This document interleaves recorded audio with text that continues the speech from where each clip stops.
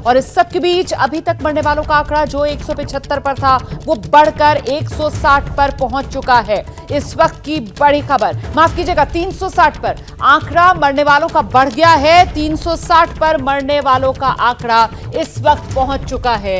ये इस वक्त की बड़ी खबर है।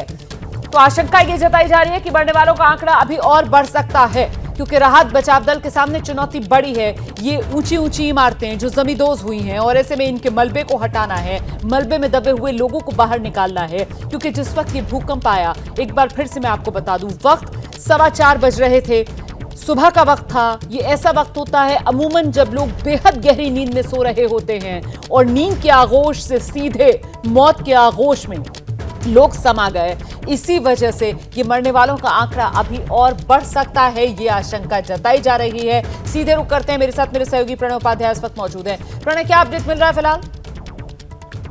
देखिए 10 से ज्यादा प्रांत जो है बताए जा रहे हैं अकेले तुर्की के। और अब जिस तरीके से आप बड़ी वॉल के ऊपर बता रही थी कि कई आसपास के जो देश हैं वो भी इससे प्रभावित हैं, चाहे वो सीरिया हो, चाहे लेबनान हो, चाहे साइप्रस हो या फिर इजिप्ट तक इसके झटके जो महसूस किए गए इस बड़े भूकंप के। और अभी भी रोमाना लगातार आफ्टर शॉक का सिलसिला जारी है। करीब 2500 से ज्यादा लोग इंजर्ड बताए जा रहे हैं, घायल बताए जा रहे हैं और मरने वालों का आंकड़ा 360 से ज्यादा हो चुका है। और जिस तरीके से प्रधानमंत्री नरेंद्र मोदी ने भी जो इस तरीके से बयान दिया, अपनी संवेदनाएं जताई, उन्होंने भी कहा कि ये जो आंकड़ा है ये बढ़ सकता है। भूकंप प्रभावितों के लिए जो भी संभव सहायता होगी भारत की तरफ से एक्सटेंड की गई है। हालांकि अभी इस भूकंप के अंदर भारतीय के किसी के हताहत होने की कोई जानकारी नहीं है। हालांकि भारतीय जो दूतावास है इस्तांबुल के अंदर वो लगातार संपर्क के अंदर है और साथ ही जो भारतीय एजेंसियां हैं वो भी नजर रखे हुए हैं। और जहां तक सहायता का सवाल है, अगर टर्की की तरफ से किसी तरीके की सहायता का आग्रह आता है या जानकारी मिलती है तो भारत अपने जो सॉलिडारिटी है और उसके साथ साथ सहायता की जो भी मुहैया कराने की चीजें हों वो मुहैया कराएगा।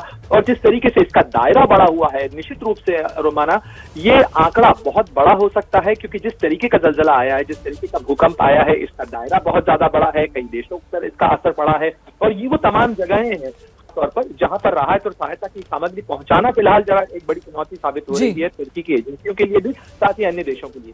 बहुत शुक्रिया आपका प्रणय उपाध्याय इस तमाम जानकारी के लिए। तो फिलहाल सबसे ज्यादा प्रभावित जो है वो दक्षिणी टर्की का हिस्सा बताया जा रहा है और साथ ही मिडिल ईस्ट के आसपास के दूसरे देश। मरने वालों का आंकड़ा बढ़ गया है, 175 जो कुछ देर पहले था अब वो 360 पर पहुंच चुका है और आशंका यही कि आंकड़ा अभी और बढ़ सकता है।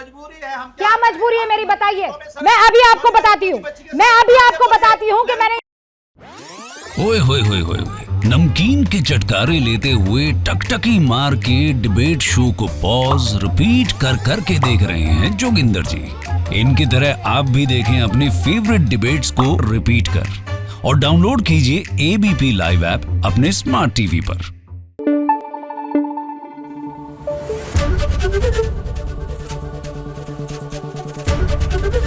एबीपी न्यूज आपको रखे आगे।